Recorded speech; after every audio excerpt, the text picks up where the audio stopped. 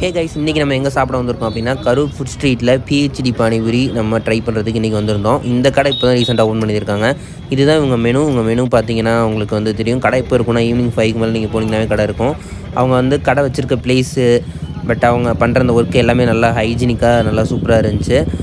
நாங்கள் ஃபஸ்ட்டு எது ஆர்டர் பண்ணியிருந்தோம் அப்படின்னா கேர்ட் பானிபூரி தான் ஆர்டர் பண்ணியிருந்தோம். அதாவது தயிர் பானிபூரி. இது வந்து டாப்பிங்ஸ் வந்து சாட் மசாலாலாம் போட்டு இது மாதிரி வச்சுருந்தாங்க.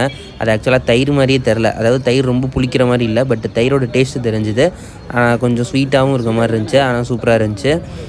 இதோட ப்ரைஸ் டீட்டெயில்ஸ் எல்லாமே நீங்கள் ஃபஸ்ட் கமெண்ட்டில் செக் பண்ணி பார்த்தீங்கன்னா இருக்கும். இது மட்டும் இல்லாமல் வேறு என்ன இங்கே இருந்துச்சு அப்படின்னா பானிபூரி இருந்துச்சு. அதுக்கு வந்து ஒரு 5 டைப்பான ஒரு பானியும் இருந்துச்சு.